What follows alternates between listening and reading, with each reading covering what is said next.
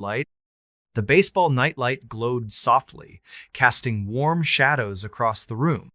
I lay there, staring at the ceiling, listening to the house settle. You know that sound. How old houses creak and groan like they're alive, telling stories you don't want to hear. I closed my eyes, letting the wind's hum lull me towards sleep. The night it happened. I don't know what time it was when I woke up, but it was late. Really late. The house was dead quiet, except for the faint, mournful hum of the wind outside. Something felt wrong. It was like the air itself had changed, pressing against my skin, making my heart beat a little faster. My body knew something was off before my brain caught up. I opened my eyes, blinking in the dim glow of the nightlight. Everything looked normal me posters, my desk, the clutter of my childhood. But the feeling wouldn't go away. Like a weight sitting on my chest? Then I noticed it. The air was heavy, thicker than it should be, like someone had cranked the heat to stifling. And there was a smell faint but unmistakable, like damp earth, old leaves, or something you'd find in a forgotten corner of a basement. It wasn't strong, but it was there, curling into my nose, making my stomach twist. I sat up in bed, rubbing my eyes, trying to shake off the unease. That's when I heard Ita sound. A faint, scratching noise, slow and deliberate, coming from the corner of the room near the closet. My closet was a tiny, narrow space with a sliding door that never worked right. It was always half open, just enough to let your imagination run wild about what might be hiding inside. I stared at it, my heart starting to pound, the sound growing louder in my ears. Scratch, scratch, scratch. Like nails dragging across wood, slow and intentional, each scrape sending a shiver down my spine. I told myself it was probably a mouse. Old houses have mice, right? But deep down, I knew it wasn't. The sound was too purposeful, like something was trying to get my attention. I reached for my flashlight on the nightstand. Yep, I was that kid who kept a flashlight by the bed, just in case, and gripped it tightly. My hands were shaking as I aimed the beam at the closet, the light cutting through the orange glow of the nightlight. The half-open door loomed in the shadows, the gap a black void. I held my breath, expecting to see glowing eyes or a scurrying shape, but there was nothing, just a pile of clothes on the floor, my old sneakers, a baseball bat leaning against the wall. I let out a shaky breath, whispering to myself, "You're being stupid. It's nothing." But then I saw it. In the corner of my eye, something moved. Not in the closet, but by the window, right above my bed. My heart stopped. I didn't want to look, didn't want to turn my head, but my eyes flicked to the side, and there it was, a shadow. Not a normal shadow, like from a tree outside or my desk lamp. This was different. It was tall, humanoid, but blurry, like it wasn't fully there. Its edges smudged against the moonlight streaming through the window. It stood perfectly still, blocking the stars. A dark silhouette that seemed to suck the light out of the room. I wanted to scream, but my voice was gone, stuck in my throat like a stone. My whole body felt pinned to the bed, my muscles frozen, like the air itself was holding me down. The shadow didn't move, but I could feel it watching me. That's the only way I can describe it, like its gaze was boring into me, heavy and cold, even though I couldn't see a face. The air grew thicker, the damp earth smell stronger, now mixed with something sour, like decay. My nightlight flickered, just for a second, and in that flicker, the shadow shifted. It leaned closer, its blurry form stretching toward me, long arms dangling unnaturally low. I don't know where I found the courage, but I finally moved. My hand fumbled with the flashlight, and I flicked it on, aiming the beam right at the thing. For a split second, I saw it clearly not a shadow, but a figure, tall, impossibly thin, with limbs that seemed too long for its body. Its face wasn't a face, just a blank, pale oval, smooth as bone, with two dark, empty holes where eyes should be. No mouth, no nose, but I swear it was smiling, a cruel, knowing smile that made my blood run cold. The figure shimmered like heat rising off pavement, then vanished, like it had been sucked into the air itself. I screamed. a raw, desperate sound that tore through the silence. The nightlight flickered again and went out completely, plunging the room into darkness except for my flashlight, which I waved around like a madman, searching for the thing. But it was gone. The air lightened, the smell faded, but my heart was still hammering, my hands trembling so hard I could barely hold the flashlight. My parents burst into the room, the overhead light snapping on. "What's wrong?" my mom yelled, her face pale, her eyes wide with panic. My dad was right behind her, looking ready to fight off an intruder, his fists clenched. I was shaking, babbling incoherently about the figure by the window, the scratching, the smell. They checked the room, pulling open the closet, shining their own flashlight under the bed, even stepping outside to inspect the yard. Nothing. No footprints, no broken locks, no sign anyone had been there. My dad sat on my bed, his voice gentle but firm. "It was just a nightmare, buddy," he said. "You're okay." But I knew it wasn't a dream. I'd been awake. I'd seen it. The days after, that night changed me. I refused to sleep in my room for weeks, maybe months.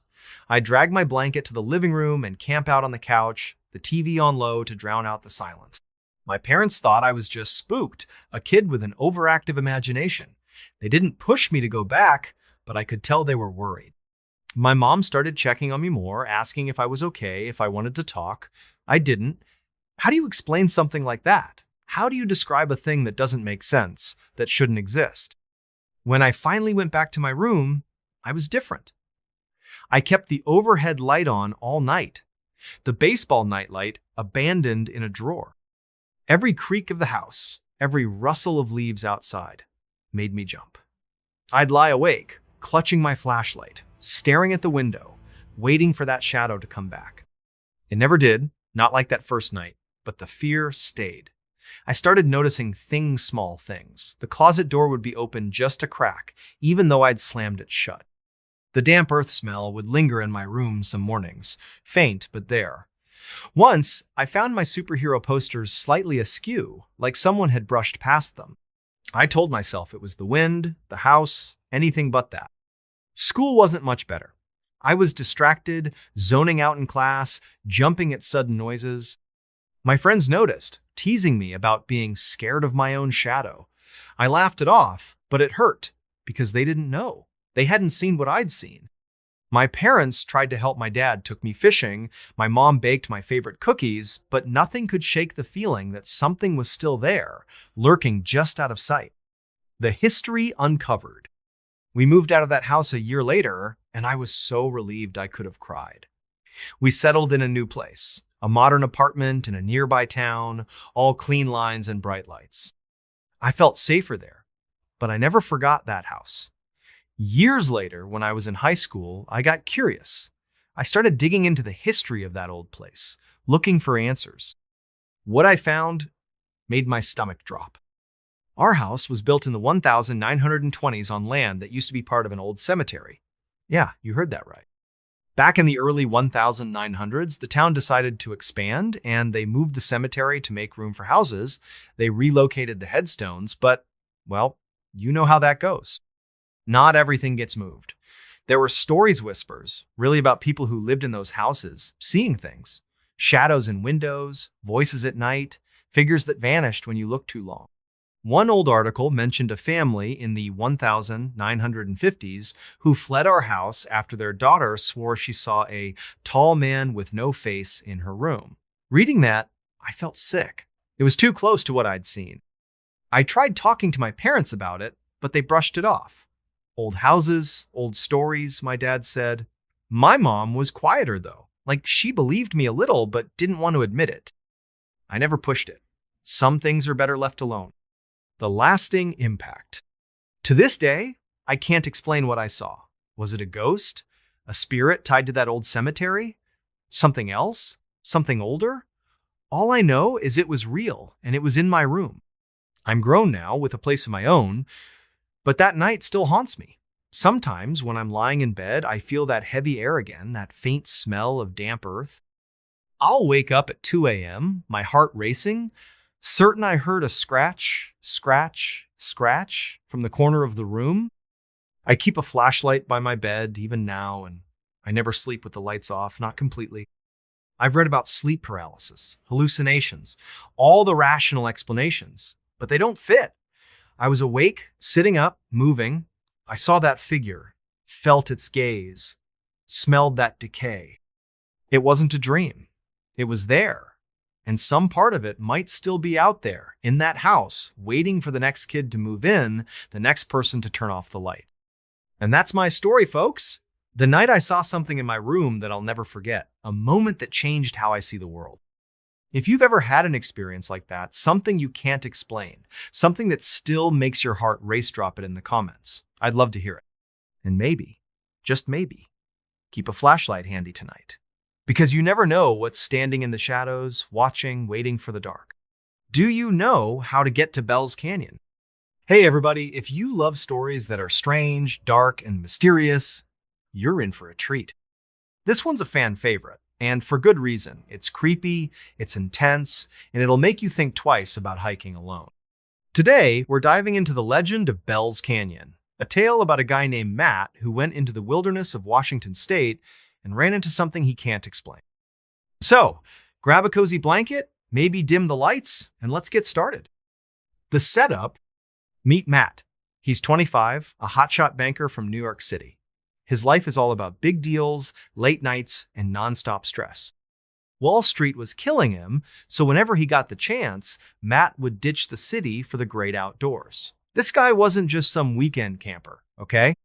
He knew his stuff how to read a map, build a fire, survive in the wild. He was the real deal. In the summer of 2016, Matt decided to head to the forests near Mount Rainier in Washington State. Now, picture this: massive pine trees, misty valleys, and that huge snow-covered volcano in the distance. It's breathtaking, but it's also remote. Like, middle of nowhere remote? You're more likely to see a bear than another person out there? That's exactly what Matt wanted. He planned to hike deep into the backcountry, camp in random spots, and just unplug. No phone, no GPS, just him and the wilderness. The first night, Matt hiked about 10 miles on his first day, pushing through thick bushes and rocky trails. By late afternoon, he found the perfect spot to camp a small clearing surrounded by tall pines, with a little stream nearby. It was like something out of a postcard. He set up his tent, started a small fire, and cooked some freeze-dried chili. As the sun set, the forest came alive, crickets chirping, owls hooting, the wind whispering through the trees. Matt felt at peace. He climbed into his sleeping bag, zipped up the tent, and fell asleep. Around 2 a.m., something woke him up. A sound, not loud, but weird. A soft rustling, like something moving through the bushes just outside his tent. Matt lay there, heart starting to race, telling himself it was probably just a deer. The woods are full of animals, right? Nothing to worry about. But the rustling didn't stop. It got closer. Matt grabbed his flashlight, unzipped the tent just a crack, and shone the beam into the darkness. The light cut through the night, bouncing off trees and shadows. Nothing. No eyes glowing, no movement, just silence. He zipped the tent back up and lay down, trying to calm his nerves. It's just the forest, he thought. You're fine. But then, clear as day, voice cut through the silence. Low, gravelly, and chilling. It said, "Do you know how to get to Bell's Canyon?" Matt froze. His heart was pounding so hard he could hear it. A voice? Out here? He was miles from any trail, deep in the wilderness.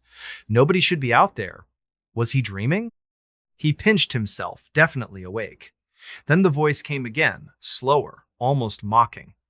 "Do you know how to get to Bell's Canyon?" Matt's mind was racing. Was this a lost hiker? A prank? But Bell's Canyon? He'd never heard of it. And why would someone be wandering around in the pitch-black forest, asking for directions? His gut told him something was wrong. Really wrong. He decided to respond, just to see what would happen. No, he called out, his voice shaky. "I don't know where that is, sorry." Silence. No footsteps, no rustling, nothing. Matt sat there, clutching his flashlight, waiting. Minutes passed 5, 10, maybe more. The forest was quiet again, but it wasn't the same. It felt heavy, like something was watching him. Matt didn't sleep a wink that night. He just sat there, eyes wide open, until the sun came up. The second day, when morning finally came, Matt was exhausted but relieved. He crawled out of his tent, expecting to find footprints or some sign of his late-night visitor. But there was nothing. No tracks, no broken branches, no evidence anyone had been there. He started to wonder if he'd imagined it. Maybe the stress of his job was messing with his head. He decided to push on. He packed up his gear, hiked another 15 miles deeper into the forest, and found a new spot to camp. This new clearing was even more remote, tucked against a rocky outcrop with a clear view of the surrounding trees. Matt figured he'd feel safer here. He could see anyone coming. He set up his tent, built a fire, and tried to relax. But as the sun went down, that uneasy feeling came back. The forest didn't feel right anymore. It was too quiet, too still. Matt sat by the fire, staring into the flames, trying to shake off the weirdness. Then he heard it again, that same rustling sound coming from the trees behind him. His stomach dropped. He grabbed his flashlight and spun around, shining it into the darkness. Nothing. Just shadows and branches swaying in the wind. He told himself he was being paranoid. But deep down, he knew something was off. And then there it was, the voice. "Do you know how to get to Bell's Canyon?" Matt's blood ran cold. This wasn't a coincidence. Whoever or whatever this was, it had followed him. 15 miles through dense forest, in a random direction, and it found him. His mind raced. Was this a serial killer? A prank gone too far? Something not human? He gripped his flashlight tighter and shouted, "Who's there? Show yourself!" No answer. Just more rustling. Closer now. Matt grabbed a burning stick from the fire, holding it like a weapon. "I said, show yourself!" he yelled. The rustling stopped. For a moment, he thought he'd scared them off. But then the voice came again, low and deliberate, just beyond the firelight. "Aim that light away." Matt's heart nearly stopped. Why didn't they want to be seen? What were they hiding? His hands were shaking, but he lowered the flashlight, not wanting to make things worse. "Okay," he said, his voice barely steady.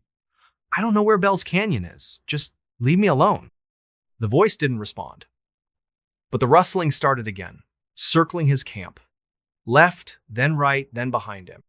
Matt's eyes darted around, trying to track the sound, but the darkness was too thick. For the next 20 minutes, the voice kept talking random, creepy questions like, "Got any food?" Or, "Ever been to Utah?"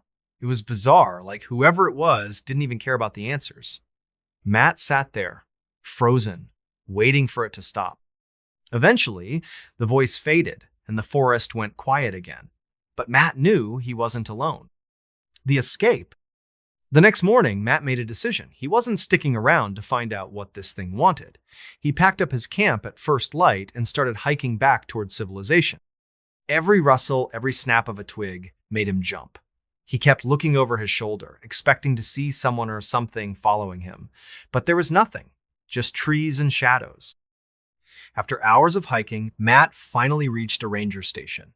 He told the ranger everything, the voice, the questions, the circling. The ranger listened, his face unreadable. When Matt finished, the ranger leaned forward and said, "You're lucky you got out. People go missing out there all the time. And Bell's Canyon? There's no such place on any map I know." Matt felt a chill run down his spine. If Bell's Canyon didn't exist, what was that voice asking about? Who or what had been following him? He drove back to New York the next day, vowing never to go back to those woods. To this day, he doesn't know what was out there, but he's certain of one thing. Whatever it wasn't human. And that, folks, is the story of Bell's Canyon. A place that doesn't exist, but somehow, something out there knows its name. So, next time you're hiking in the middle of nowhere and you hear a strange voice in the dark, maybe think twice before answering, because you never know what might be looking for you. The Valley of the Headless Men. Hey everybody, if you're into stories that are strange, dark, and mysterious, you're in for a wild ride. This one's a fan favorite, and for good reason. It's based on true events, and it's the kind of tale that makes you question what's lurking in the wild. Fans call this the ultimate creepy wilderness story, and trust me, it's got that bone-chilling vibe that'll keep you up at night. We're heading to a remote corner of Canada, a place called Nahanni National Park, better known as the Valley of the Headless Men. So, grab a warm drink, maybe lock your doors, and let's dive into a story that's as cold and unforgiving as the rivers of the North. The setup, picture this. The Northwest Territories of Canada, a place so remote it makes Alaska look like a bustling suburb. Nahanni National Park is a jaw-dropping wilderness towering mountains, deep canyons carved by rivers, and forests so dense you can barely see the sky. It's beautiful, but it's not a friendly kind of beautiful. This place is hard to reach, even now. You've got to fly in on a tiny plane or paddle for days down a raging river just to get there. Cell phones? Forget it. GPS? Spotty at best. If you get lost in Nahanni, you're on your own. The park has a nickname that sends shivers down your spine, the Valley of the Headless Men. Why? Well, it goes back to the early 1900s. Back then, gold prospectors flocked to the area, chasing rumors of a big strike, but some of them never came back. The most famous case was in 1908, when two brothers, Willie and Frank McLeod, went into the valley looking for gold. They were experienced prospectors, tough guys who knew how to survive in the wild. But months later, their bodies were found by a riverbank without their heads. No one could explain it. No animal tracks, no signs of a fight, just their headless corpses. And they weren't the only ones. Over the decades, more people vanished in Nahanni hunters, trappers, even tourists. Some were found, also headless. Others, gone without a trace. Locals started whispering about a curse. Some said it was a bear or a mountain lion. Others blamed outlaws hiding in the wilderness. But the creepiest stories came from the indigenous Dane people, who said the valley was home to something ancient, something not human. They called it a spirit, a shadow that hunted in the canyons. Whatever it was, Nahanni had a reputation, and it wasn't a good one. Fast forward to 2005. This is where our story really begins. Meet Sarah, a 32-year-old adventure guide from Vancouver. Sarah was no stranger to the outdoors. She'd led groups through the Rockies, kayaked whitewater rivers, and even summited peaks in Peru. She was tough, smart, and loved a challenge. When a client offered her a big paycheck to guide a small group into Nahanni for a week-long camping trip, she jumped at the chance. Sure, she'd heard the stories about the Valley of the Headless Men, but she wasn't superstitious. To her, it was just a wild, beautiful place that needed exploring. Her group was small. 3 guys, Mark, a thrill-seeking tech bro from Seattle, Tom, a quiet photographer with a love for remote landscapes, and Greg, a grizzled ex-military guy who wanted to test himself against the wilderness.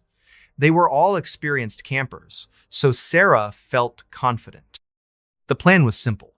Fly into the park, hike to a remote spot near the Nahanni River, set up camp, and spend a few days exploring. Easy, right? Well, not quite. The journey in. The group flew into a tiny airstrip near the park, then started their hike. The trail was rough, rocky paths, thick underbrush, and steep climbs.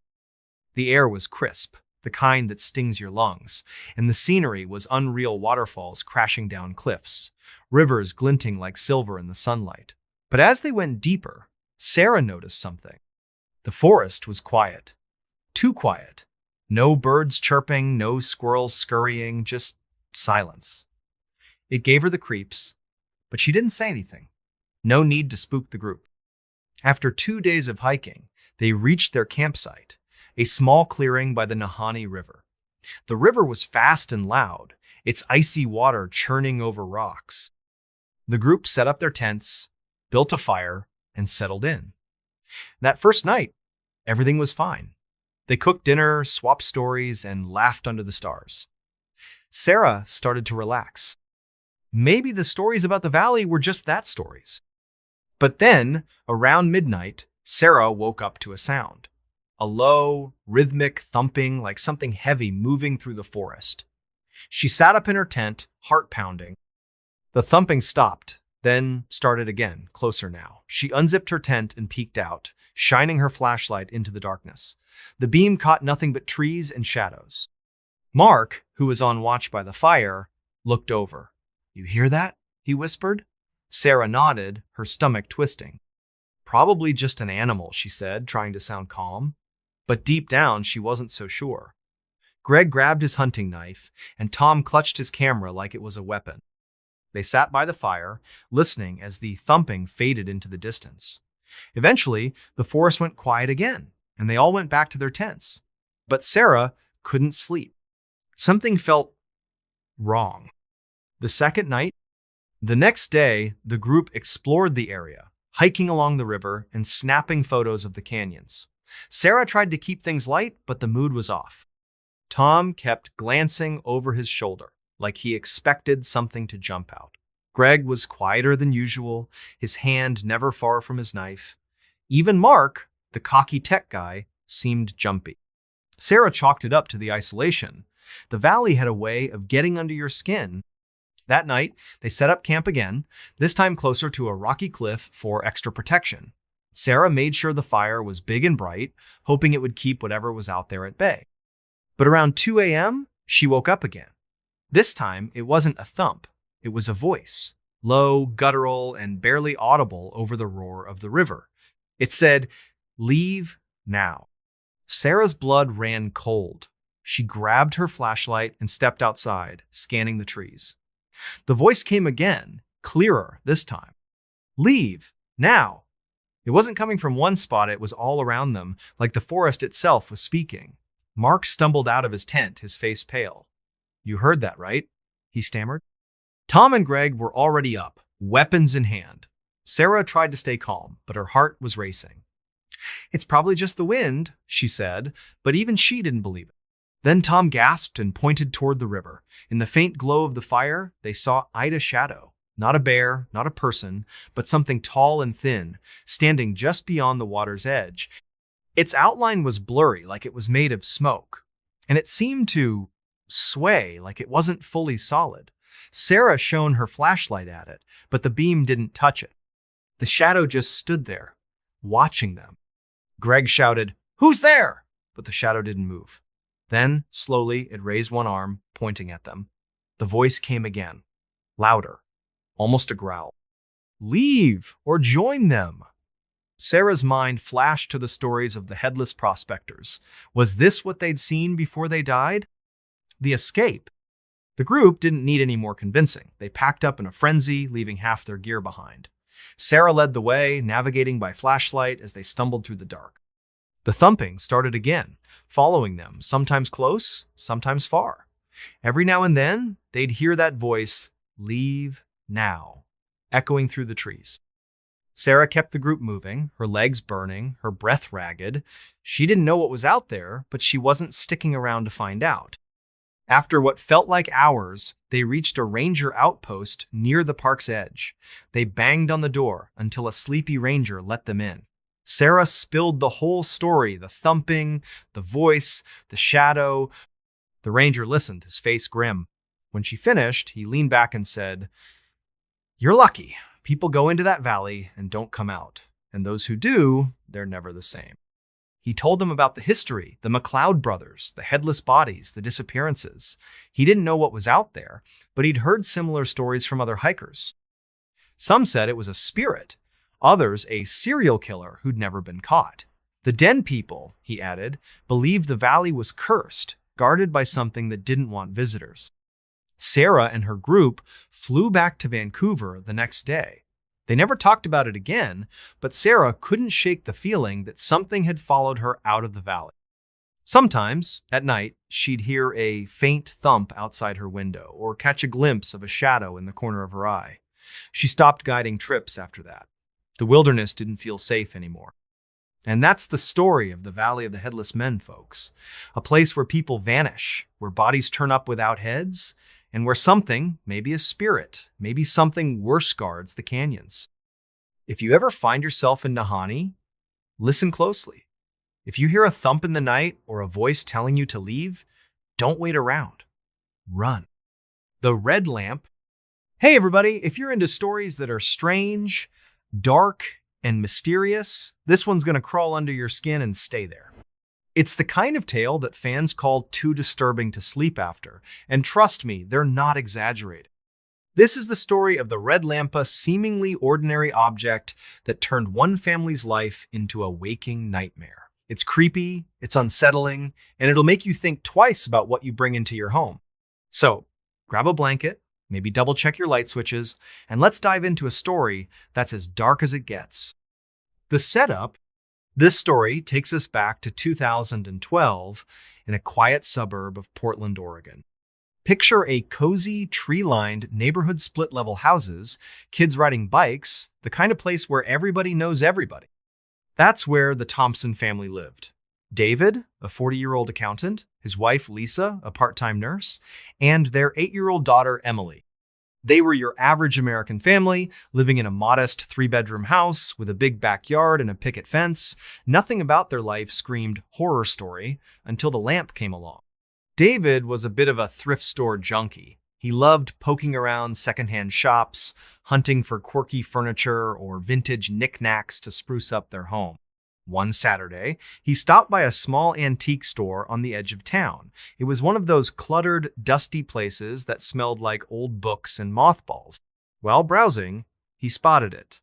A table lamp about 2 feet tall with a heavy brass base and a deep red glass shade. The shade was cracked in one spot, but the lamp had a certain charming old world, almost gothic vibe. The price tag said $15, a steal for something so unique. David didn't think twice. He bought it, loaded it into his car, and brought it home. Lisa wasn't thrilled at first. "Another one of your weird finds?" she teased, eyeing the lamp as David set it up in their living room. But Emily loved it. She said the red shade made the room look magical, like something out of a fairy tale. David plugged it in, and when he flipped the switch, the lamp cast a warm, crimson glow across the room. It was striking, almost hypnotic. The family decided to keep it on a side table by the couch, where it became a quirky centerpiece. For a few days, everything was fine. The lamp was just a lamp. The first signs: the trouble started about a week later. It was subtle at first, the kind of thing you'd brush off. Lisa noticed it one evening while watching TV. The lamp flickered just for a second, even though no one had touched it. She checked the bulb, thinking it might be loose, but everything seemed fine. "Old wiring," she muttered, and went back to her show. But later that night, as she was heading to bed, she heard a low hum, like a faint electrical buzz, coming from the living room. She peeked in, and the lamp was off. But the hum was still there. She unplugged it just to be safe and went to bed. The next morning, Emily was acting strange. She was usually a bubbly kid, always chattering about school or her friends. But that day, she was quiet, almost withdrawn. When Lisa asked what was wrong, Emily said, "The lamp was talking last night." Lisa laughed it off, thinking it was just a kid's imagination. "Lamps don't talk, sweetie," she said. But Emily insisted. "It wasn't words," she whispered. "It was whispers, like it was trying to tell me something." Lisa felt a chill, but chalked it up to Emily having a bad dream. Kids, right? That night, David woke up around 3 a.m. to a strange noise. A soft, rhythmic tapping like someone knocking lightly on glass. He lay there, listening, his heart starting to race. The sound was coming from downstairs. He grabbed his phone, using its light to guide him, and crept down to the living room. The tapping stopped as he entered, but the air felt heavy, thick, like walking through fog. The red lamp was unplugged, just as Lisa had left it, but its shade seemed to glow faintly, even without power. David blinked, thinking his eyes were playing tricks. He checked the plug, the bulb, everything. Nothing was on. Shaking his head, he went back to bed, telling himself he was just tired. Things get worse. Over the next few days, the weirdness ramped up. The lamp started turning on by itself, casting that eerie red glow across the living room at odd hours. David swore he'd unplugged it, but every morning, there it was, plugged in and glowing. Lisa started having nightmares, vivid, awful dreams about a figure standing in their backyard, its face hidden in shadow, holding a red light. She'd wake up sweating, the smell of smoke lingering in her nose, even though nothing was burning. Emily's behavior got stranger too. She'd sit for hours, staring at the lamp, her eyes glazed over. When David asked what she was doing, she'd say, "It's telling me a story." He tried to laugh it off, but her words sent a shiver down his spine. One night, he caught her sleepwalking, standing right in front of the lamp, whispering to it. Not words, just sounds. Low, guttural noises that didn't sound like his daughter. He shook her awake, and she started crying, saying, "It won't let me go." That was the first time David felt real fear. Then came the physical signs. The family started finding scratches on the furniture, deep, jagged marks that looked like they'd been clawed by something sharp. The living room walls had faint burn marks, like someone had held a flame too close, but no one had lit a fire. The worst was the smell of sickly, rotting stench that seemed to come from the lamp itself. David took it apart, thinking maybe something was stuck inside, but the lamp was clean. Too clean, almost, like it had never been used before he bought it. Lisa did some digging online, trying to find out where the lamp came from. The antique store's website was bare bones, but she called the owner, an older woman named Ruth. When Lisa described the lamp, Ruth went quiet for a long time. Finally, she said, "You need to get rid of that thing, now." Ruth explained that the lamp had been in her shop for years, passed from one owner to another. Nobody kept it long. People said it brought bad luck, accidents, illnesses, even deaths. One man claimed it spoke to him, telling him to do things, horrible things. Ruth had tried to destroy it once, but the next day, it was back in her shop, unbroken. She'd sold it to David just to be rid of it. The breaking point, by now, the Thompsons were terrified. David wanted to throw the lamp out, but Lisa was scared that would make things worse. They decided to lock it in the garage, wrapped in a blanket, until they could figure out what to do. But that night, the house went crazy. Doors slammed shut on their own. The power flickered on and off. And Emily, she started screaming from her room. David and Lisa ran upstairs to find her standing on her bed, eyes wide, pointing at the ceiling. "It's here!" she screamed. "It's in the walls!" David looked up, and his heart stopped. The ceiling was moving. Not shaking, but rippling like water. And in the center, a faint red glow pulsed, like the lamp was shining through from the garage below. The air was thick with that rotting smell, and the temperature dropped so fast their breath fogged.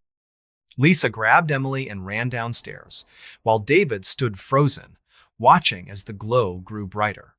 Then he heard Ida's voice, low and raspy, coming from everywhere and nowhere. It said, "You can't hide it." David bolted after his family. They huddled in the kitchen, Emily sobbing, Lisa praying under her breath. The voice kept talking, muttering words they couldn't understand, mixed with laughter that sounded wrong, not human. David made a snap decision. He ran to the garage, grabbed the lamp, and threw it into the backyard. It hit the ground with a crash, the red shade shattering.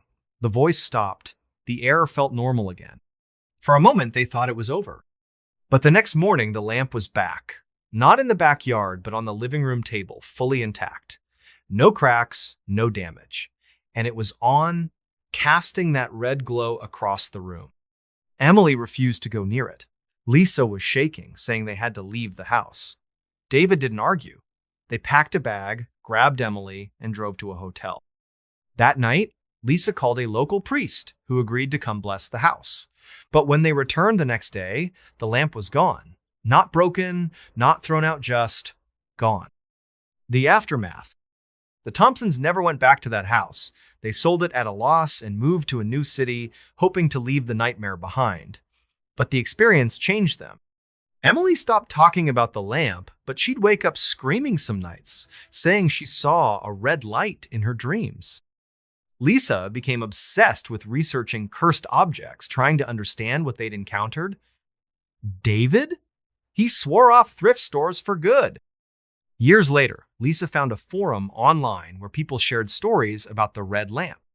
Different towns, different decades, but the details were the same: a brass base, a cracked red shade, and a presence that wouldn't let go. Some said it was possessed by a spirit, others by something darker, something that fed on fear. One post claimed the lamp always found its way back to that antique store in Portland, waiting for its next owner. And that's the story of the red lamp, folks. A simple purchase that turned a family's life upside down. If you ever come across a lamp like that brass base, red shade, maybe a little too cheap, do yourself a favor. Walk away. Because some things aren't just objects, they're invitations. Invitations to something you don't want to meet. So, what do you think? Ever brought home something that felt off? Drop it in the comments. And maybe, just maybe, check your lamps tonight. You never know what's glowing in the dark. The Nutty Putty Cave. Hey everybody, if you're into stories that are strange, dark, and mysterious, this one's gonna hit you hard. It's based on a true story, and it's not just creepy, it's heartbreaking. Fans say this one's a gut punch. And trust me, they're not wrong. It's the kind of tale that makes you rethink what it means to push your limits. Today, we're diving into the story of Nutty Putty Cave, a place where one man's adventure turned into a nightmare that no one could have seen coming. So, settle in, maybe grab some tissues, and let's get into a story that's as real as it gets. The setup: this takes us back to 2009 in the deserts of Utah, about an hour south of Salt Lake City. Picture a wide, dusty, landscaped rock formations, scrubby bushes, and not much else for miles. Tucked away in this desolate area is Nutty Putty Cave, a limestone cavern that's a magnet for cavers. It's not a tourist spot with guided tours or fancy lights. This is a raw, wild cave full of tight passages and twisting tunnels. For experienced cavers, it's a playground. For the unprepared, it's a death trap. Enter John Jones, a 26-year-old medical student from St. George, Utah. John was the kind of guy everybody loved: charming, adventurous, and always up for a challenge. He was married to his high school sweetheart, Emily, and they had a 1-year-old daughter, Lizzie. John was studying to become a pediatric cardiologist, but when he wasn't hitting the books, he was out exploring. He'd been caving since he was a kid, growing up with his brothers in a family that loved the outdoors. Nutty Putty wasn't new to him. He'd explored it before and knew its reputation for tight squeezes and tricky passages. But to John, that was part of the thrill. In November 2009, John decided to take a break from his studies and organize a caving trip with his brother, Dan, and a group of friends. The plan was to spend a day in Nutty Putty, exploring some of its deeper sections. John was excited. This was his chance to share his passion with his buddies and maybe push himself a little further than last time.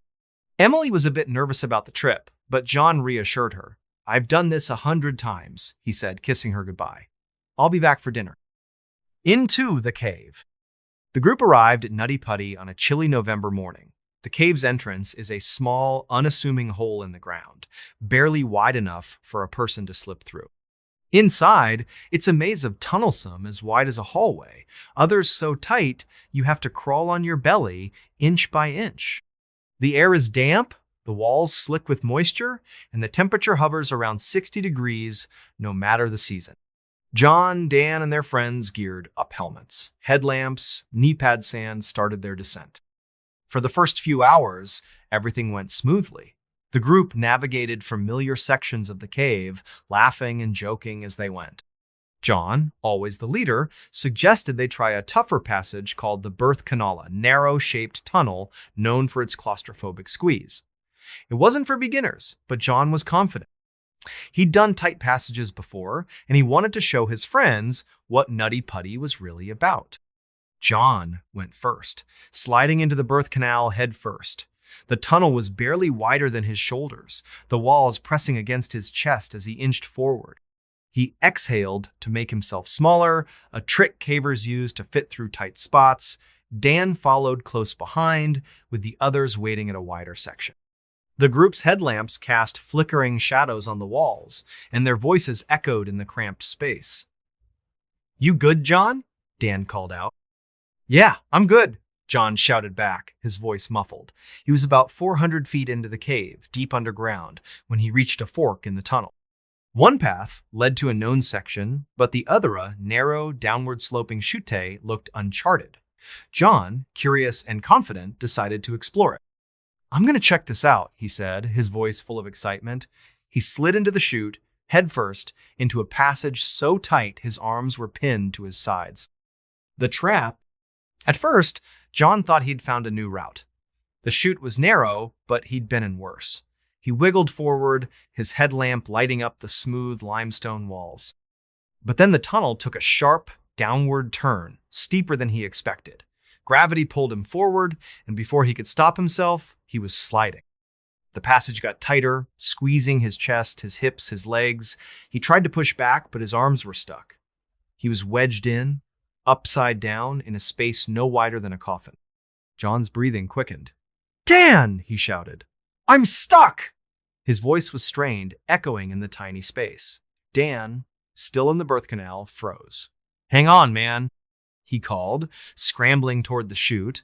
The others heard the panic in John's voice and rushed to help, but the tunnel was too narrow for more than one person at a time. Dan reached the edge of the chute and shone his headlamp down.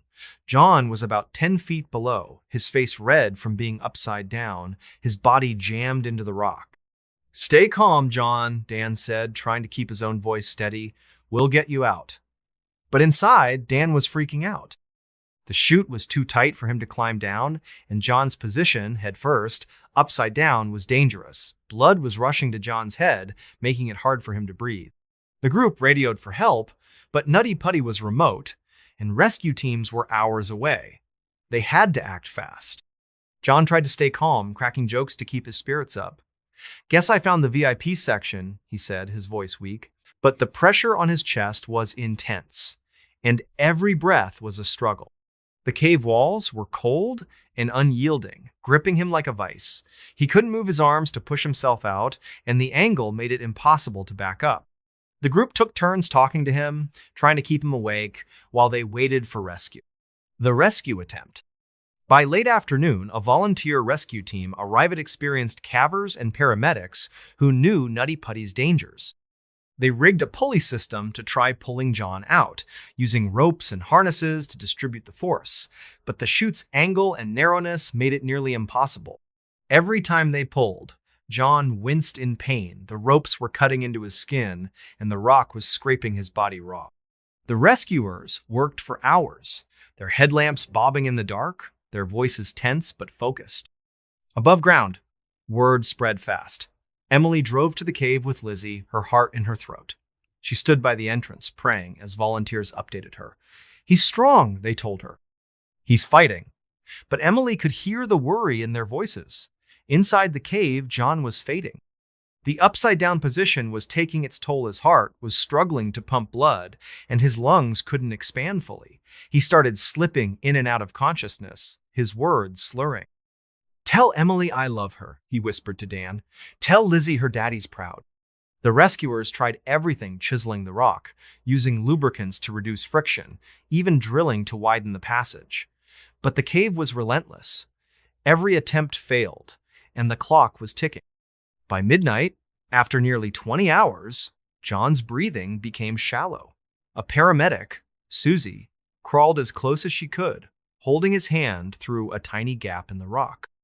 "You're not alone, John," she said, tears in her eyes. John squeezed her hand weakly, then went still. The aftermath? John didn't make it out. After 27 hours trapped in the cave, his body gave out. The rescue team was devastated. They'd done everything possible, but Nutty Putty had won. Emily was inconsolable, clutching Lizzie as the news sank in.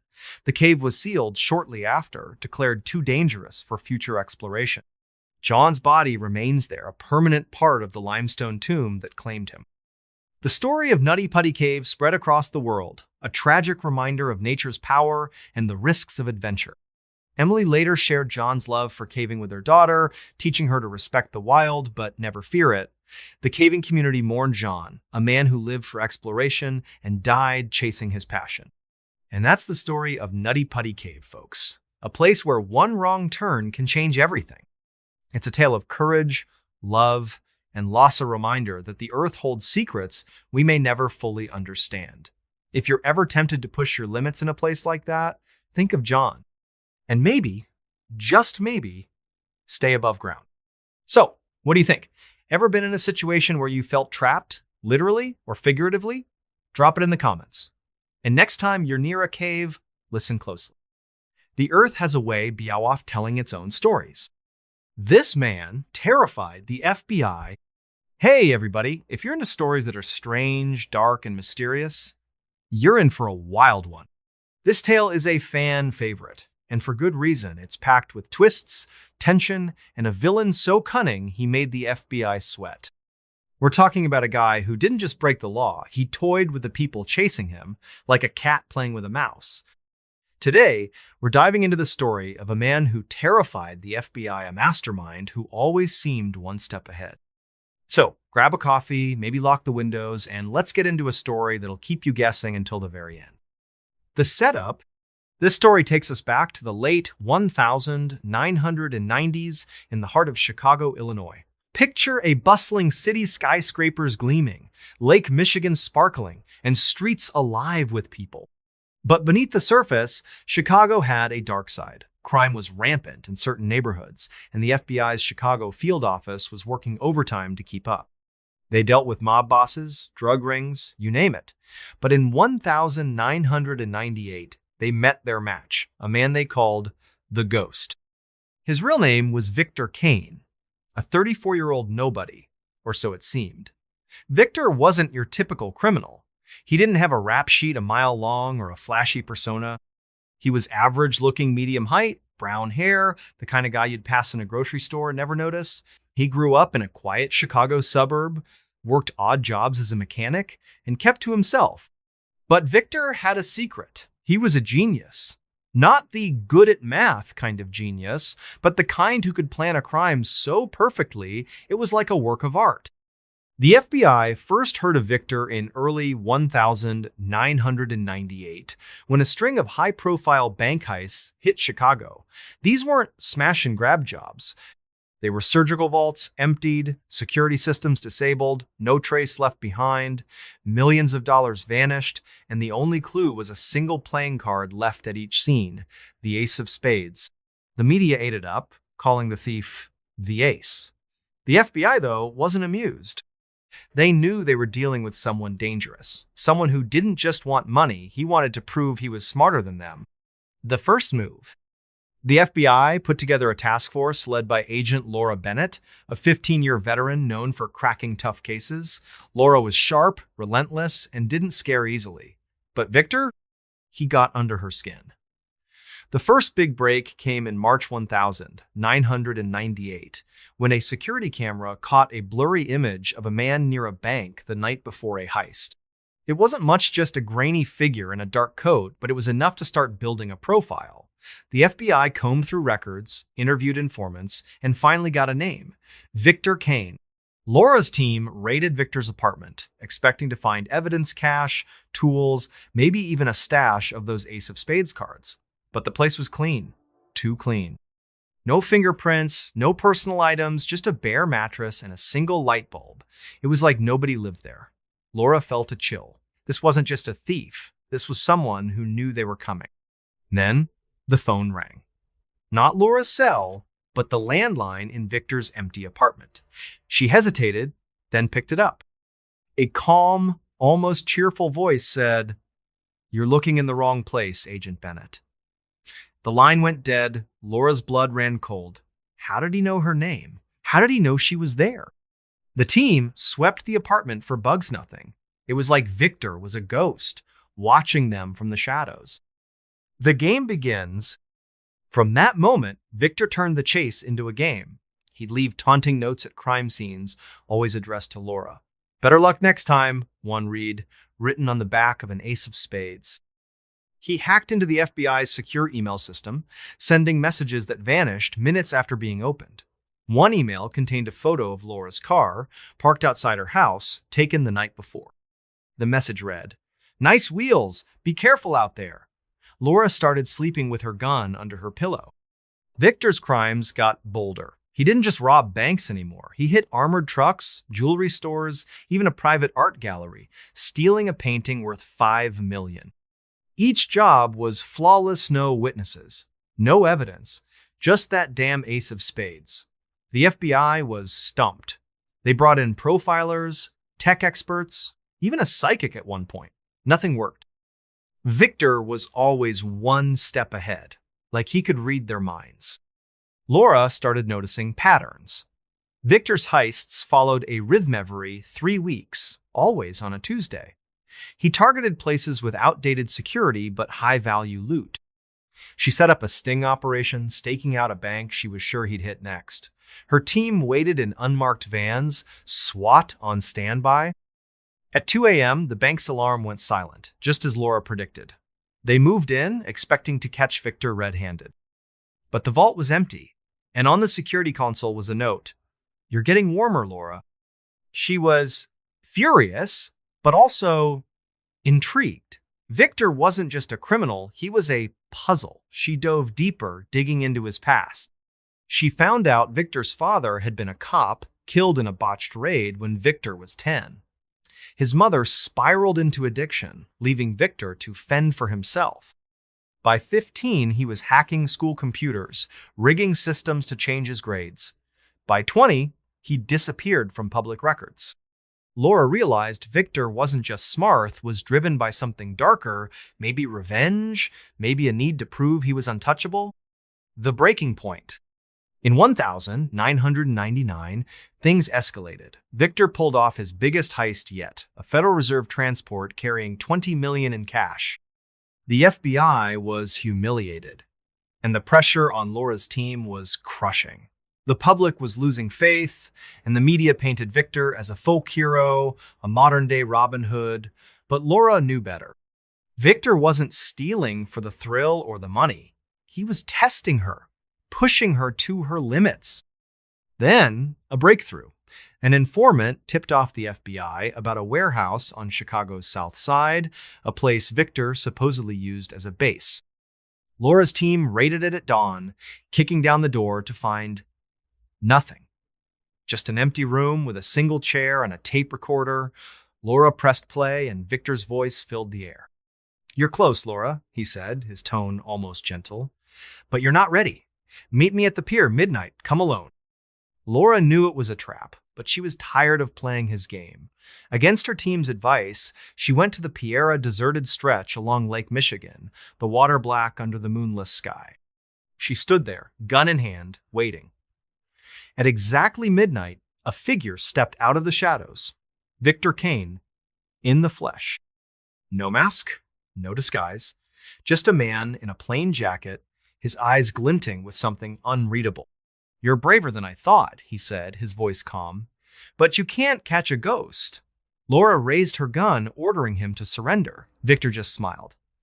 "Check your pocket," he said.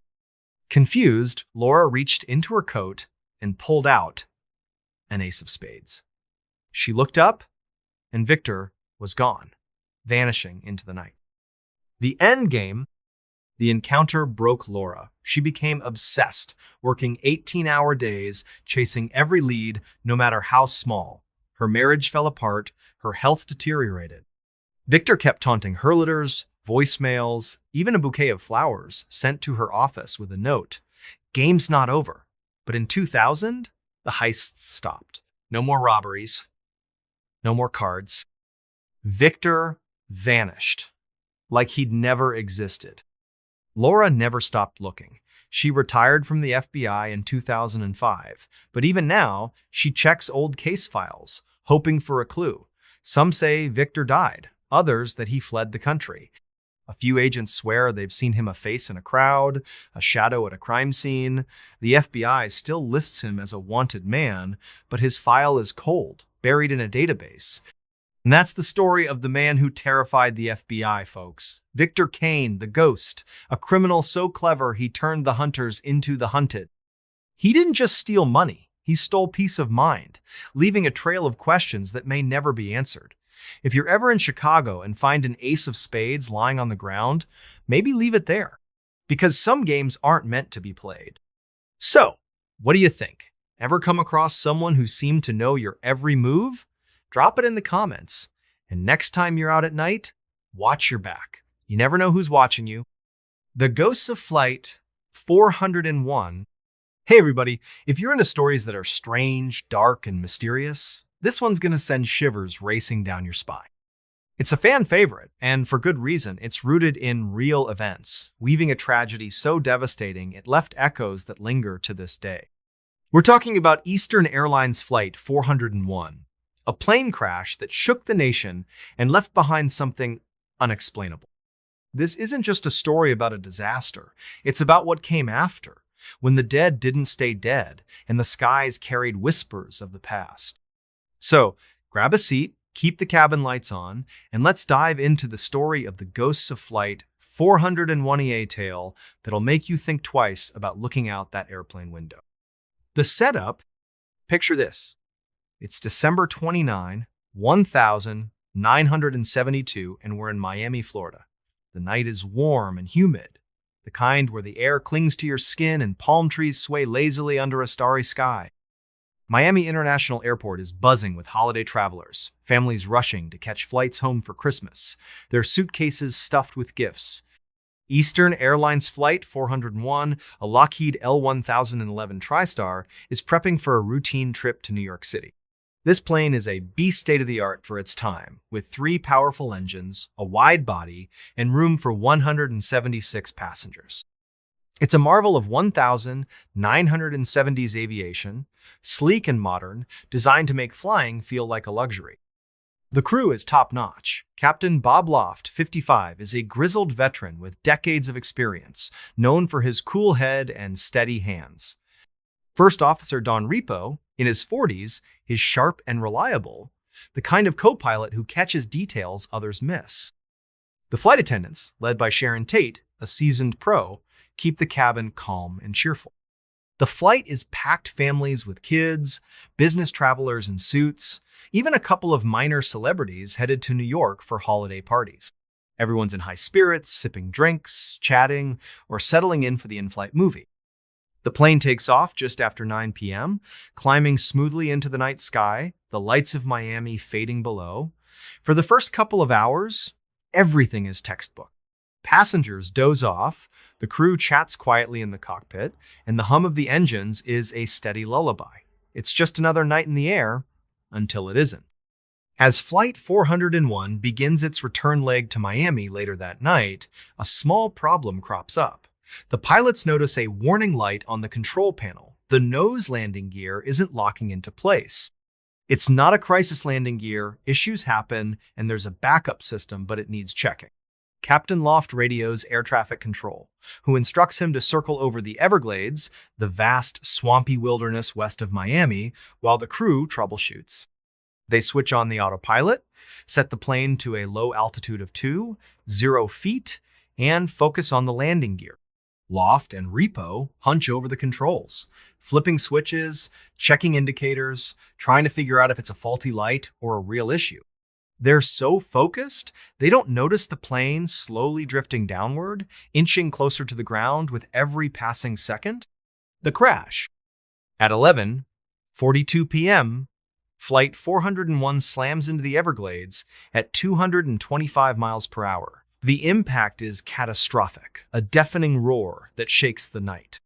The plane breaks apart on contact, its fuselage splintering, wings shearing off, and wreckage scattering across the swamp like a broken toy. Jet fuel ignites, sending flames licking into the sky, illuminating the dark, murky water. The Everglades is a brutal, unforgiving place muddy, teeming with alligators and choked with sawgrass that cuts like razors. Of the 176 people on board, 101 don't survive. Bodies, debris, and twisted metal litter, the swamp, a grim tableau under the moonlight. The crash is one of the worst in U.S. history at the time, a tragedy that sends shockwaves through the aviation world and beyond. Rescue teams work through the night, wading through waist-deep water, battling mosquitoes and the stench of fuel. They pull survivors from the wreckage, some miraculously unhurt, others clinging to life with broken bones and burns. The scene is chaos, shouts, Helicopter rotors, the cries of the injured cutting through the eerie silence of the swamp. Captain Loft and First Officer Repo are among the dead, along with most of the flight attendants, including Sharon. The survivors, many in shock, are haunted by what they've endured, their faces etched with the terror of those final moments. The investigation later reveals a heartbreaking mistake. The crew was so fixated on the landing gear, light a simple bulb that may have been loose, that they didn't notice the autopilot had disengaged. The plane drifted lower and lower, unnoticed, until it plowed into the swamp. It's a human error, born of focus and distraction, but it costs 101 lives. Eastern Airlines is devastated. The public mourns, and the survivors carry scars, both visible and invisible. But the story of Flight 401 doesn't end with the crash. Oh no. This is where things take a turn into the strange. The kind of strange that makes your skin prickle and your heart skip a beat. The hauntings begin.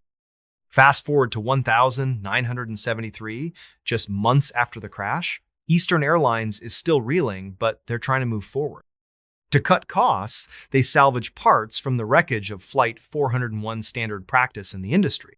Seats, galleys, cockpit instruments, even pieces of the electrical system are refurbished and installed on other planes, mostly L-1011s in Eastern's fleet.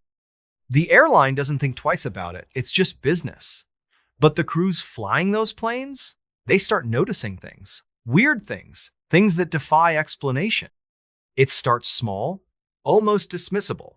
On one L-1011, Flight 903, flight attendants report seeing a man in a pilot's uniform sitting in the first-class cabin. He's there one moment, staring straight ahead, then gone when they look again. Passengers complain about cold spots in certain seats, even when the cabin is warm and stuffy. One flight attendant, Maria, is prepping coffee in the galley when she catches a reflection in the oven door of a man's face, weathered and serious, with deep-set eyes. She swears it's Captain Bob Loft, whose photo she saw in a company memorial. She blinks, and the reflection vanishes. Maria tells her supervisor, a no-nonsense guy named Carl, who laughs it off. "You're working too hard, Maria," he says. "Get some rest."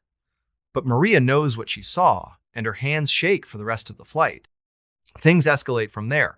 On a flight from New York to Miami, a co-pilot named Jeff is doing a pre-flight check in the cockpit. He hears a knock on the door sharp, deliberate. Thinking it's a crew member, he opens it, but the galley outside is empty. He shrugs, figuring it's the plane settling, and turns back. That's when he sees him, a man in an Eastern Airlines uniform sitting in the co-pilot's seat, staring at the instrument panel. Jeff freezes, his breath catching. The man turns, and Jeff swears it's Don Repo, the first officer from Flight 401. "Check the gear," Repo says, his voice calm but heavy, like he's carrying a weight. Before Jeff can speak, Repo vanishes, like he was never there. Jeff's heart is pounding, but he checks the landing gear system. Sure enough, there's a fault, a loose wire that could have caused a serious problem on takeoff. He fixes it, his hands trembling, and keeps the story to himself, too shaken to tell anyone. Word spreads like wildfire among Eastern's crews. Pilots, flight attendants, even ground staff start sharing stories, whispered in break rooms and hangars. A flight attendant named Lisa sees a figure in a pilot's uniform helping a passenger with her luggage in the overhead bin. She starts to thank him, thinking he's part of the crew, but he turns, gives her a sad smile, and fades away. A mechanic working late in a hangar hears a voice behind him say, "Don't let it happen again." He spins around, expecting a colleague, but the hangar is empty. The only sound, the hum of fluorescent lights. The creepiest reports come from passengers. A woman on a flight to Atlanta sees a man in a captain's uniform standing in the aisle, his hat pulled low. She asks if he's the pilot, and he nods, his eyes distant, before vanishing into thin air. When she describes him to the crew gray hair, weathered face, they exchange looks. It sounds exactly like Bob Loft. The haunting spread. By late 1973, the stories are piling up, and they're eerily consistent. Almost every sighting involves Loft or Repo, and they're always on L-1011s with parts salvaged from Flight 401. One pilot, Captain Dan, swears he saw Repo in the cockpit during a red-eye flight, adjusting the controls like he was still flying the plane. He looked at me, Dan later told a friend, like he was trying to warn me. The figure vanished when the plane touched down, but Dan checked the logs and found a glitch in the navigation system that could have caused a mid-air issue. He never flew that plane again. Flight attendants start avoiding certain seats rows, 12 and 15, where the cold spots are strongest. Passengers in those seats report feeling watched, their skin prickling for no reason. One man, a businessman named Richard, feels a hand on his shoulder during turbulence, steadying him.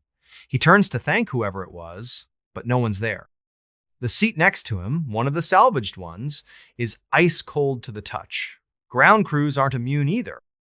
A technician named Paul, working on an L-1011's electrical system, hears footsteps behind him in the cargo hold. He calls out, thinking it's another worker, but the hold is empty. When he finishes the repair, he finds a wrench he'd misplaced lying neatly on the floor, like someone placed it there. The creepiest incident happens on a flight from Miami to Los Angeles. A flight attendant, Sarah, is serving drinks when she sees a man in a pilot's uniform standing at the back of the cabin. He's tall, with a familiar face, Bob Loft. She's sure of it. She approaches, but he turns and walks through the galley door. Not opens it, walks through it, like it's not even there.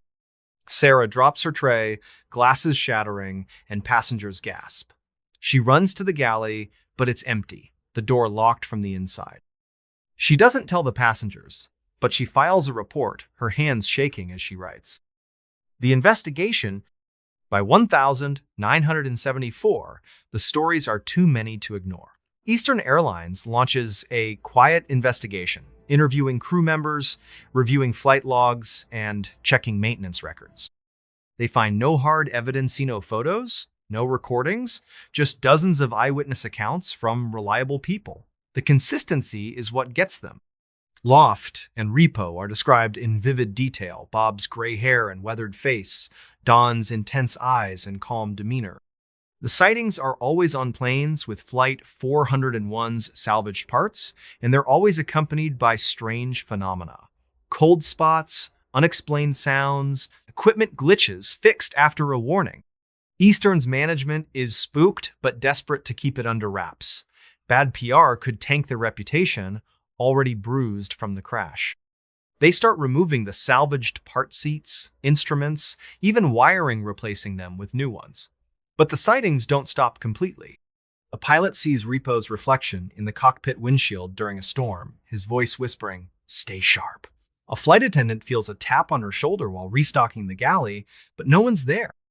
The airline orders employees to stop talking about it, threatening disciplinary action, but the stories leak to the press. Soon, newspapers and magazines are running headlines about the ghost flight, and a book, The Ghost of Flight 401, hits shelves, fueling public fascination. The FAA steps in, dismissing the reports as post-traumatic stress from the crash or overactive imaginations. They conduct their own review, checking the L-1011 fleet for mechanical issues that could explain the glitches. They find nothing unusual, but crews aren't convinced. Some start refusing to fly on L-1011s, calling them haunted. A few even quit, unwilling to risk another encounter. Eastern tries to downplay it, but the damage is done. Passengers start asking questions, nervous about booking flights. The airline quietly retires the L-1011s with Flight 401 parts, but the stories persist, whispered among crews and travelers alike. The lasting echoes. The ghosts of Flight 401 become aviation legend, a tale that lingers long after the last L-1011 leaves Eastern's fleet. Survivors of the crash, still grappling with their trauma, hear the stories and wonder. Some believe Loft and Repo are still out there, watching over the skies, trying to prevent another tragedy. Others think it's the guilt and grief of the crash, manifesting in strange ways. The Everglades, where the wreckage still lies, becomes a place of pilgrimage for some, a quiet, haunted swamp where the past feels closer than it should. Crews who flew those planes never forget. Maria, the flight attendant who saw Loft's face, keeps a photo of the Flight 401 crew in her locker, a quiet tribute. Jeff, the co-pilot who heard Repo's warning, becomes obsessive about pre-flight checks, earning a reputation as the most thorough pilot in the airline. Passengers who experienced the cold spots or saw the figures tell their stories at dinner parties, their voices hushed, as if speaking too loudly might summon something back. And that's the story of the ghosts of Flight 401, folks. A tragedy that left scars on the earth and echoes in the skies, whispers of the past that refuse to fade. It's a reminder that some events are so powerful, they linger beyond the grave, reaching out to those who fly the same routes, sit in the same seats. If you're ever on a late-night flight and feel a cold spot, hear a knock, or see a figure in the aisle, maybe just look the other way, because some passengers might not be on the manifest. So, what do you think? Ever had a creepy moment on a plane, or felt like something was watching you from just beyond sight? Drop it in the comments. And next time you're flying, maybe double check the landing gear, just in case. Skydiving photographer without a parachute. Hey everybody, if you're into stories that are strange, dark, and mysterious, this one's gonna get your heart racing. It's a fan favorite, and for good reason. It's pure adrenaline, with a twist so wild you'll be on the edge of your seat. We're talking about a skydiving photographer who found himself in a situation no one could prepare for, fighting to survive against impossible odds. This is a tale of courage, quick thinking, and a miracle that defies explanation. So, buckle up, maybe take a deep breath, and let's dive into the story of the skydiving photographer without a parachute. The setup, picture this. It's 2015, and we're in the wide-open skies above Arizona. The desert stretches out below rock canyons, cacti dotting the landscape, and a blazing sun overhead.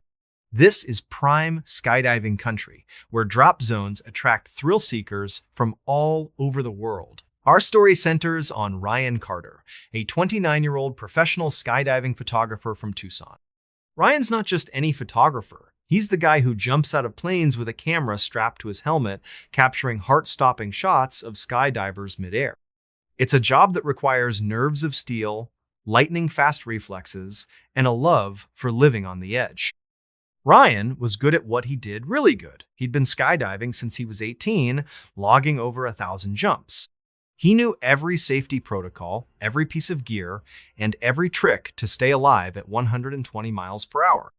His clients were everyone from first-timers to elite skydiving teams, and his photos were legendary vivid shots of divers soaring against the desert sky, their parachutes blooming like flowers.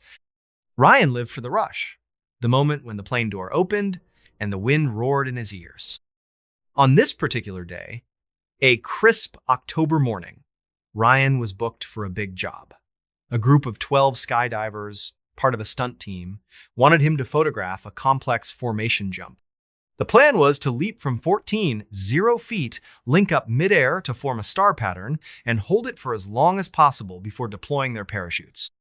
Ryan's job was to circle the group, snapping photos from every angle, then pull his own chute and land safely. It was a routine gig for him, nothing he hadn't done dozens of times before. The jump? The team loaded into a twin-engine Cessna at a small airfield outside Tucson. The plane was loud, the cabin cramped, but the mood was electric. The skydivers were pumped, joking and checking their altimeters, helmets, and parachutes. Ryan double-checked his rig, a main parachute, a reserve chute, and his camera setup, a high-end DSLR mounted to his helmet. He wore a jumpsuit with extra padding to protect him during high-speed maneuvers. Everything was in order. The plane climbed to 0 feet, the desert sprawling below like a patchwork quilt. The pilot gave the signal, and the door opened, letting in a blast of cold air. Ryan was the first out. As always, she needed to position himself to capture the group as they jumped. He gave a thumbs up, shouted, "See you in the sky," and leaped out. The freefall was instant, the wind screaming past him as he plummeted at terminal velocity. He loved this part the weightless rush, the world a blur below. The stunt team followed, diving out in a tight formation. Ryan maneuvered like a pro, using his arms and legs to steer through the air, his camera clicking away. The divers linked up, forming a perfect star, their colorful jumpsuits vivid against the blue sky. Ryan circled them, snapping shot after shot, his heart pounding with excitement. It was going perfectly until it wasn't. The crisis, at about 60 feet, Ryan reached for his parachute ripcord, a handle on his chest that would deploy his main chute. He pulled. Nothing happened. He pulled again, harder. Still nothing. His heart skipped a beat.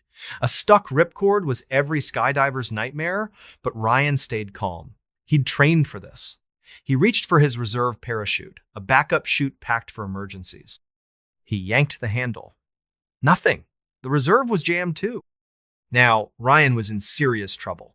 He was falling at 120 miles per hour, with less than 30 seconds before he'd hit the ground. The desert was rushing up fast, the red rocks and cacti growing sharper by the second. He glanced at the stunt team, who were pulling their chutes one by one, their canopies blooming above him. They didn't know he was in trouble. There was no way to signal them in freefall. Ryan was alone, hurtling toward certain death. He fought the panic rising in his chest. His training kicked in, and he started troubleshooting. He checked the ripcord again, tugging with all his strength, but it wouldn't budge. The reserve handle was stuck too, caught on something in the harness. Ryan twisted his body, trying to shake it loose, but the wind was too strong, pinning him in place. His altimeter beeped frantically, warning him he was below 30 feet. Time was running out. Then, out of nowhere, a crazy idea hit him. Ryan remembered a story from his skydiving instructor about body surfing, using your body to slow your fall by spreading out like a starfish, maximizing air resistance. It wasn't much, but it might buy him a few seconds. He spread his arms and legs wide, flattening his body against the air. The wind roared louder, pushing against him, but it worked. He felt his descent slow slightly. Not enough to save him, but enough to give him a fighting chance. The miracle. At 20 feet, Ryan spotted the drop zone below a flat, sandy patch near the airfield. He angled his body, aiming for it. The ground was coming up fast, too fast. He knew a hard landing could kill him, even with a parachute. Without one, his odds were grim. But Ryan wasn't giving up. He thought of his family, his mom, his sister, his girlfriend waiting back home. Not today, he whispered to himself. At 10 feet, something inexplicable happened. Ryan felt a sudden jolt, like an invisible force pushing against him. The air seemed to thicken, slowing his fall even more. He didn't know if it was a freak wind gust or something else, but he wasn't questioning it. He kept his body spread, his eyes locked on the drop zone. At 500 feet, he braced himself, tucking his chin and curling his knees to protect his spine. The ground was seconds away. Ryan hit the sand with a bone-jarring thud. Pain exploded through his body, legs, back, shoulders. He rolled, tumbling across the desert, his camera shattering against a rock. When he finally stopped, he lay there, gasping, staring at the sky. He was alive. Somehow, impossibly, he was alive. The aftermath? The stunt team landed nearby, rushing to Ryan's side. They thought he was dead, but when they saw him moving, they started shouting for help. Paramedics from the airfield arrived, stunned to find him conscious. Ryan had broken both legs, fractured his pelvis, and cracked several ribs, but he was breathing. Doctors later said it was a miracle he survived a combination of his body surfing technique, a possible updraft, and landing in soft sand instead of rock. The odds of surviving a 14-foot fall without a parachute were less than 1 in a million. Ryan spent months in the hospital, enduring surgeries and physical therapy. His skydiving days were over, but he didn't care.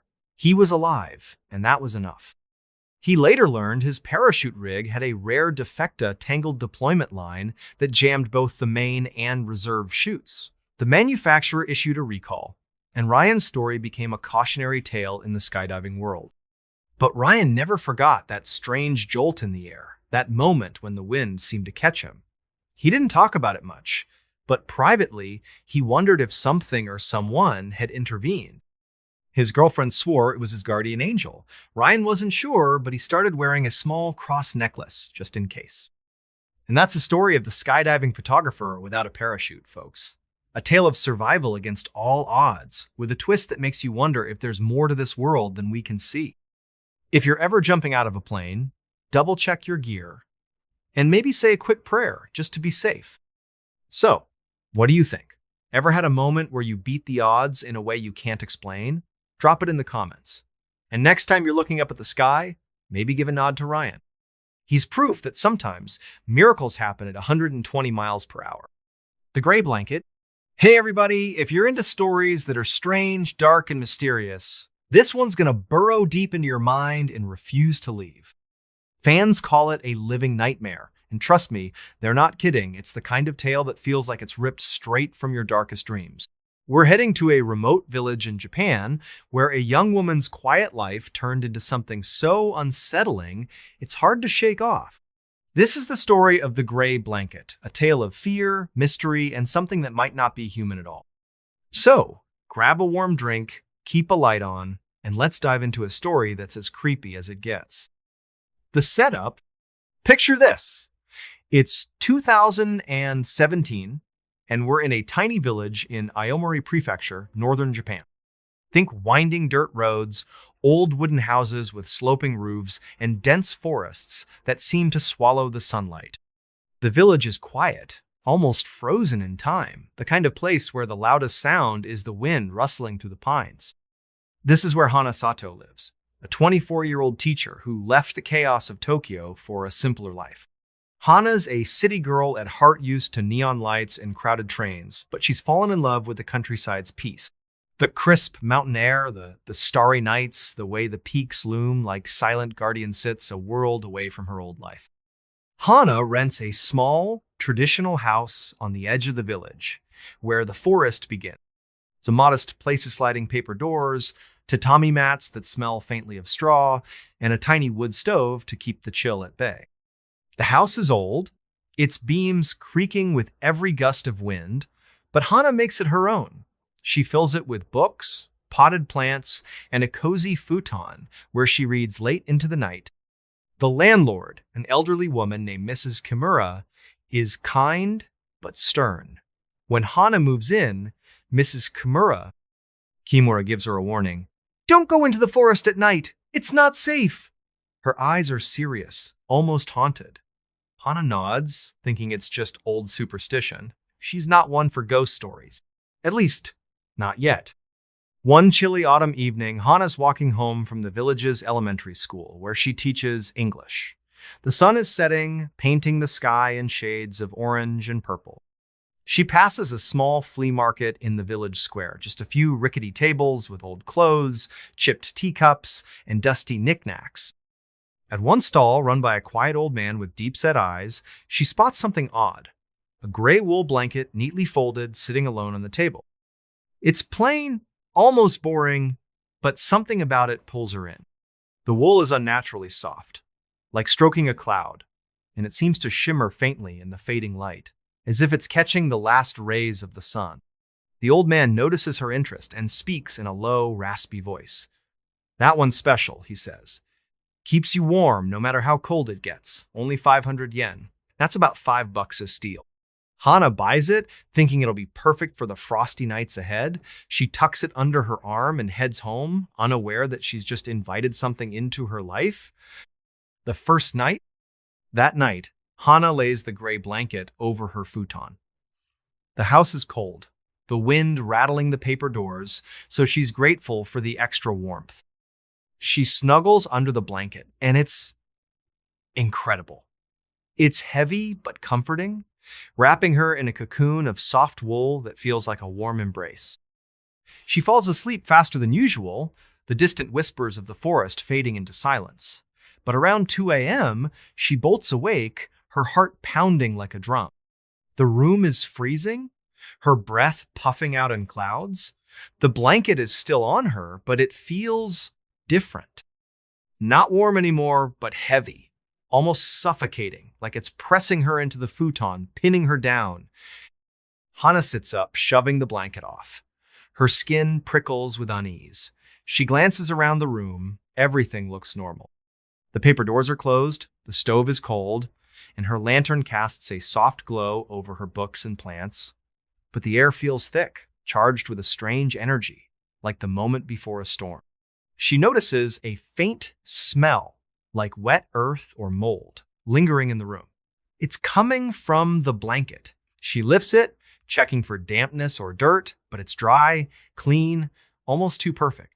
Shaking her head, she tells herself it's just her imagination. She's tired, stressed from adjusting to village life. She pulls the blanket back over her and tries to sleep. That's when the dreams start. In her dream, Hana's standing in the forest behind her house. It's pitch black, the trees towering like giants, their branches clawing at the starry sky.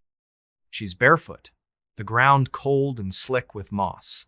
In the distance, she sees a figura, gray, shapeless mass, like a person wrapped in a blanket. It's motionless, but she feels its gaze heavy and unyielding. Her legs won't move, rooted to the ground. The figure drifts closer, silent, and she hears a low, hissing whisper. Not quite words, but sharp enough to make her skin crawl. She wakes up gasping, her lantern flickering. The blanket is still there, warm and heavy, but now it feels alive, like it's watching her. Things get stranger. The next morning, Hana's shaken but tries to brush it off. Dreams are just dreams, right? She heads to school, teaching her classes, but she's off her game. She forgets students' names, drops her chalk, spaces out during lessons. Her kids notice, asking if she's okay.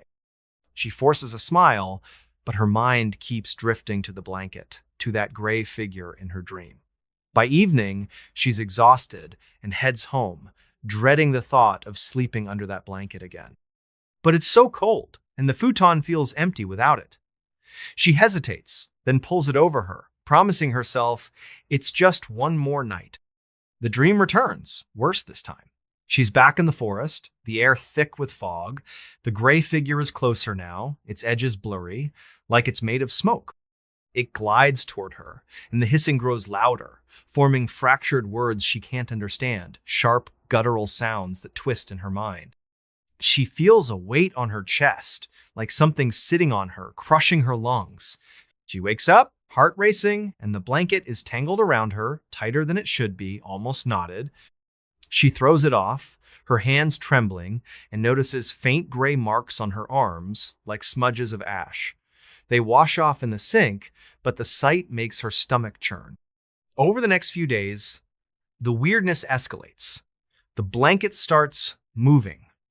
Not dramatically, but subtly.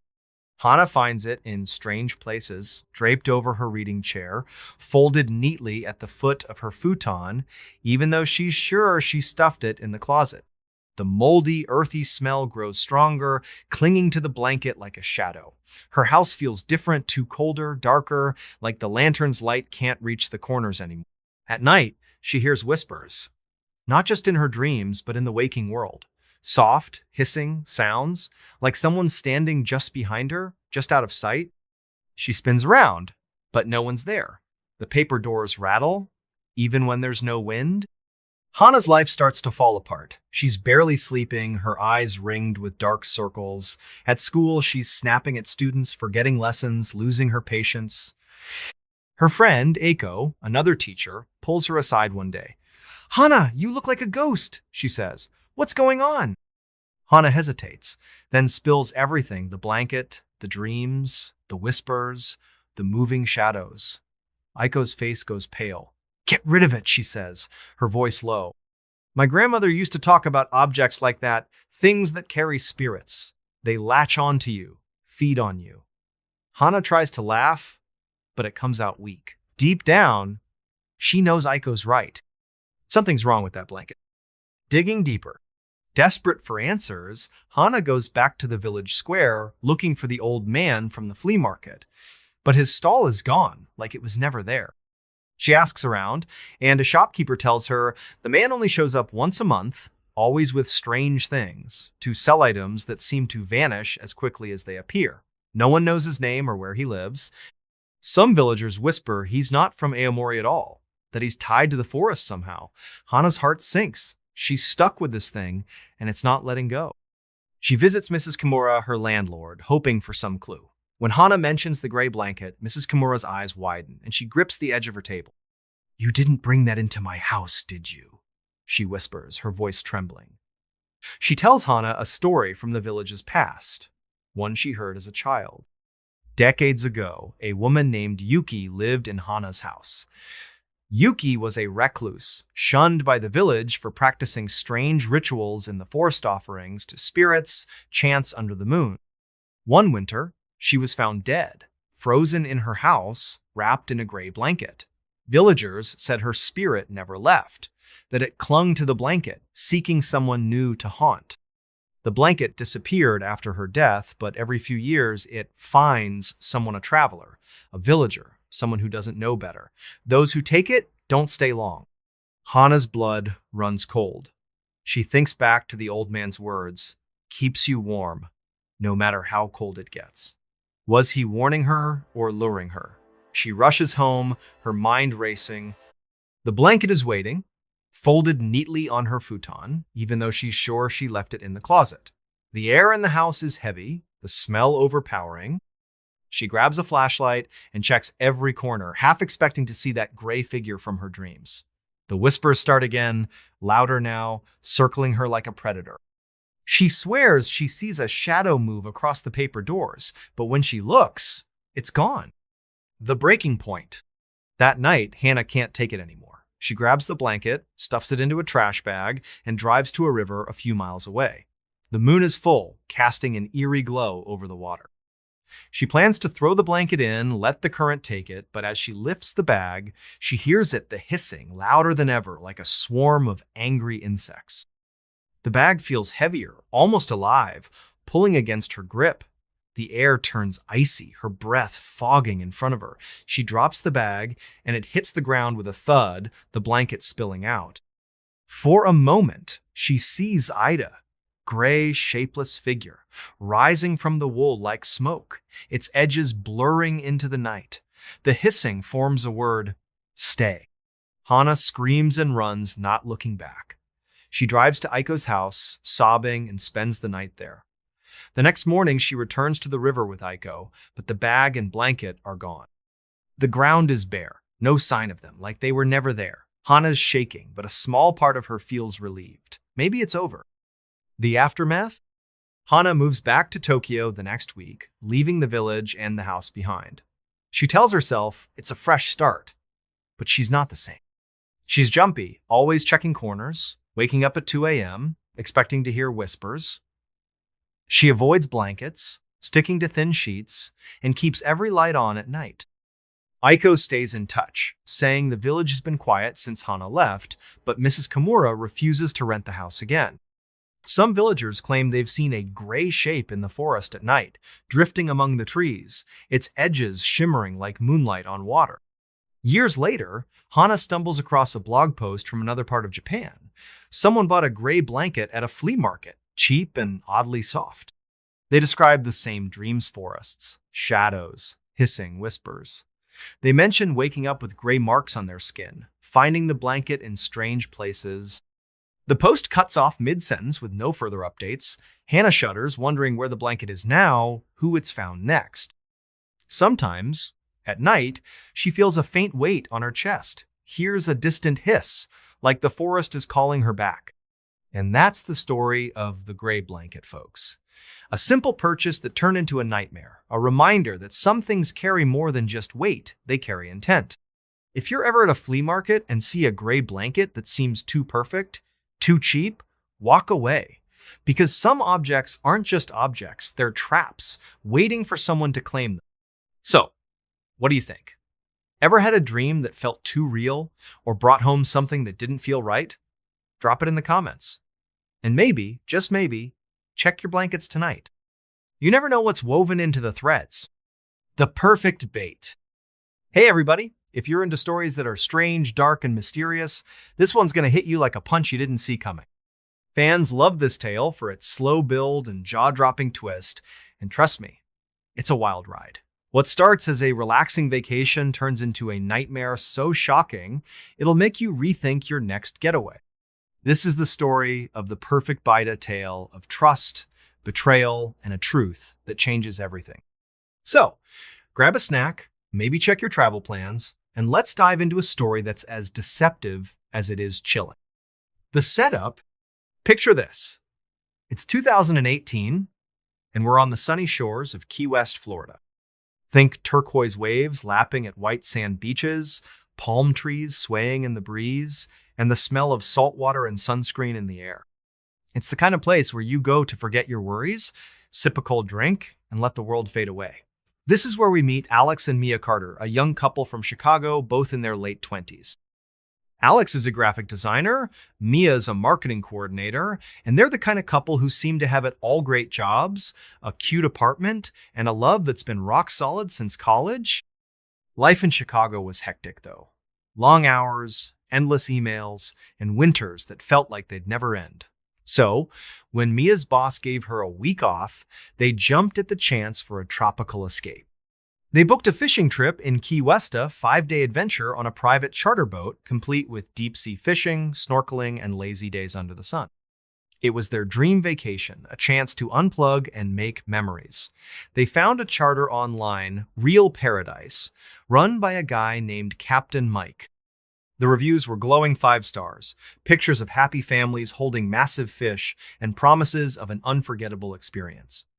Alex and Mia were sold. They packed their bags, flew to Florida, and couldn't wait to hit the water. The first day, the couple arrived in Key West on a bright Monday morning, the air warm and salty.